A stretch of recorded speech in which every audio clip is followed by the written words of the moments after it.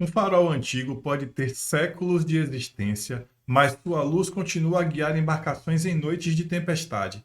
Não precisa ser reconstruído, apenas mantido aceso. Assim é a palavra de Deus. Eu sou Elton Santos e tenho compartilhado com você insights sobre a meditação Descobertas da Fé do Dr. Rodrigo Silva. Considere ficar comigo até o final desta meditação e vamos ver o que é que ela pode acrescentar à minha e à sua vida. Atualizar a Bíblia.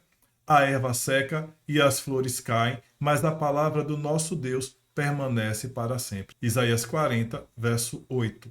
Ontem você viu a importância de diferenciar princípios éticos de aplicações morais e como ambos se complementam nos atos de Deus.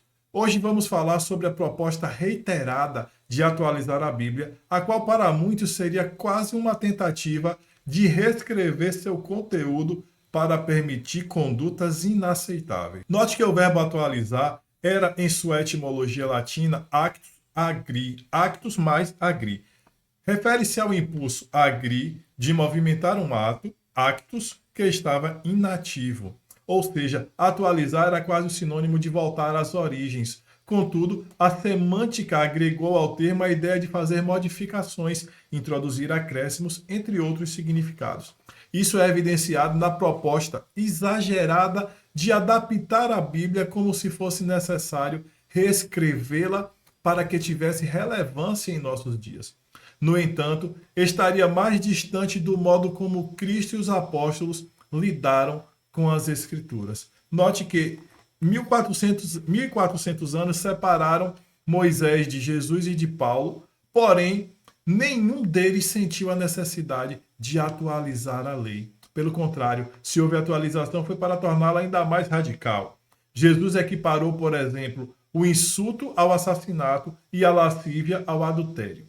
O Senhor de fato impediu o apedrejamento da mulher adúltera, mas não atualizou a lei afirmando que ela poderia continuar como estava.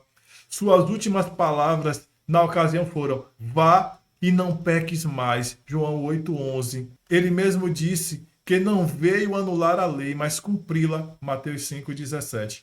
O apóstolo Paulo, por sua vez, declarou que a letra mata e o espírito vivifica, 2 Coríntios 3, verso 6.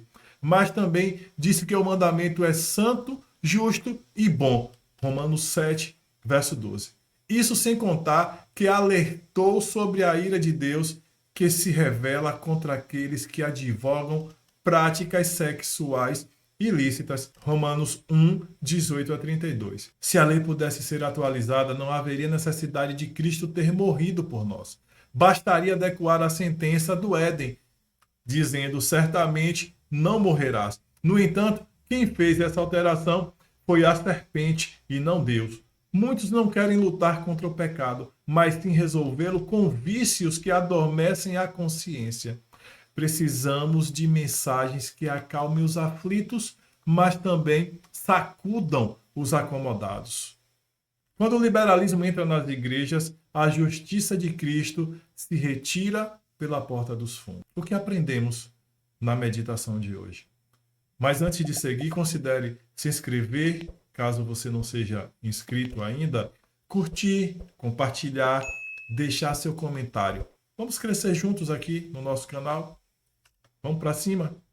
Vamos então às lições? Primeiro, a verdadeira origem do termo atualizar e o seu desvio moderno. Originalmente, atualizar significava dar movimento ao que já existia, trazer de volta a força de um ato antigo. Mas com o tempo, passou a significar alterar, reformular, até mesmo reescrever. E é exatamente isso que muitos propõem hoje: uma Bíblia nova, adaptada ao mundo atual, ignorando a sua essência, ignorando a sua origem, que nunca perdeu a validade. Segunda lição: Cristo e os apóstolos nunca atualizaram a lei, eles a aprofundaram. Após os 1400 anos que separaram Moisés de Jesus, ninguém tentou modernizar a palavra de Deus, e nem entre esse período também. Jesus não suavizou a lei, ele a levou a um nível ele a levou a um novo nível, um nível maior. Insultar passou a ser tão grave quanto matar. Olhar com desejo passou a ser tão grave quanto cometer adultério. A graça não cancelou a verdade. Lição 3. A graça não elimina o chamado ao arrependimento. Quando Cristo poupou a mulher adúltera, ele não disse que o pecado agora era aceitável. Ele disse: vá e não peques mais. A misericórdia de Deus não é uma permissão para seguir no erro, mas uma chance, uma oportunidade de transformação. Atualizar a Bíblia nesse sentido seria apagar a seriedade do pecado e negar a cruz. Pense nisso. Quarta lição: o perigo do liberalismo religioso que acomoda o pecador. Quando preferimos consolo e conforto, abrimos espaço para que os vícios adormeçam a consciência. Mas a palavra viva tem poder de sacudir o indiferente e acordar o acomodado. Não precisamos de uma Bíblia nova, precisamos de corações renovados que aceitem a justiça sem filtros. O que é que você diz disso? Qual é a sua escolha? Qual é o seu posicionamento acerca dessa meditação de hoje? Coloquem nos comentários, vou ficar muito feliz em saber qual a sua opinião sobre esse tema. E mais uma vez, vamos crescer juntos. Vamos a cada dia pedir que o Espírito Santo dê nova abertura de mente para nós, a fim de que possamos compreender a palavra do Senhor Jesus. Um grande abraço para você. E a gente se vê na próxima meditação.